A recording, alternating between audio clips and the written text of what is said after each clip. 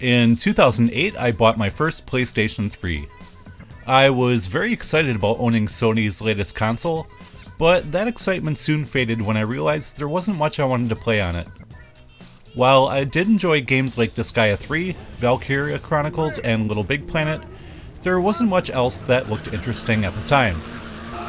That changed at the next year's E3 when Sony revealed the second title in their Play, Create, Share line, Modnation Racers. I remember watching the presentation and being impressed at how they were able to effortlessly make a custom racetrack in just 5 minutes. So I headed over to my GameStop the very next day and reserved a copy. Here we are at the starting line, and after days of intense qualifying, the starting order is finally set. It takes nerves of steel to get a good position. Scissors beats paper. That was tough, Gary. The game was pretty well received when it was released, although people did have two major problems with it. The first was the loading times. Modnation Racers seemed to constantly throw load times that were longer than 60 seconds at you. A lot of time playing was just spent waiting, watching the little spinning icon on the loading screen. The second issue was the difficulty. When this game launched, advancing in the career mode was brutally difficult. In fact, it was the most challenging kart racer I had ever played. You had to race near perfect laps, but even if you did that, the AI could still be 5 seconds ahead of you. Thankfully, both issues were addressed with a patch about a month after the game's release. While the load times are still long, they are not as bad as they once were, and the decreased difficulty helped many of us actually make it to the end of the game. The controls in Modnation Racers work very well. You use the spongy L2 and R2 buttons to brake and accelerate, X to drift, and square to fire your weapons. You can also throw up a really handy shield with the circle button, which will use up some of your boost gauge. To refill your boost gauge, you'll have to do things like drift, get big air, and take out enemies. The only negative thing about the controls is they can't be changed, which is kind of weird if you think about it, since the focus of the game is all about customization. It shouldn't be a problem for most though, since the controls feel very natural. The weapons function a little bit differently than you may be used to with games such as Mario Kart. There are 4 weapons in total, well, actually 3 weapons plus a boost power-up. Each one can be upgraded to level 3 by picking up extra weapon pods. For example, a level 1 missile will shoot 1 missile straight ahead, level 2 will shoot some seeker missiles at the cart ahead of you, and level 3 will send seeker missiles at everyone in front of you.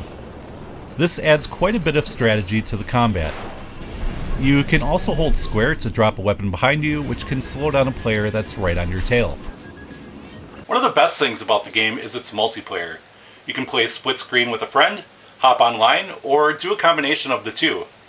And if the host of the game room you're in is being a complete knob and selecting the same track over and over again, you can veto him, which will select a new host, assuming you get half of the votes.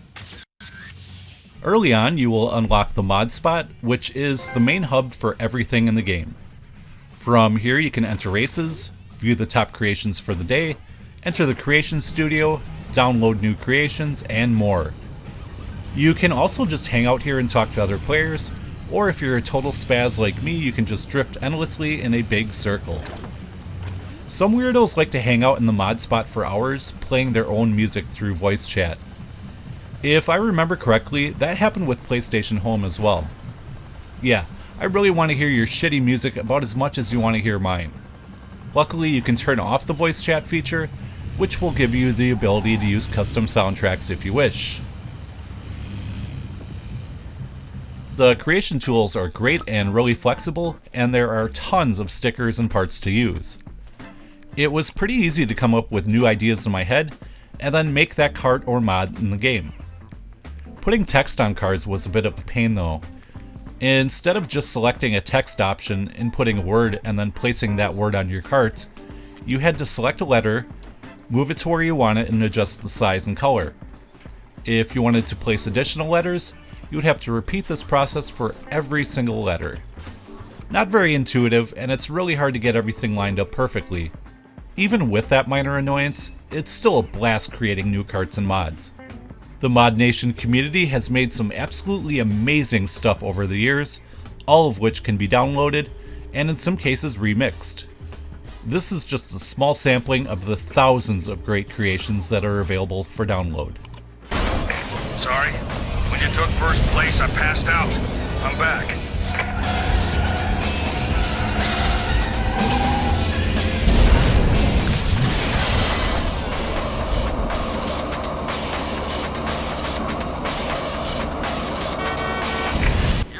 Making new tracks is a breeze. You can literally lay out a track in about a minute and let the game autofill the scenery for you if you're too lazy to worry about where to place everything.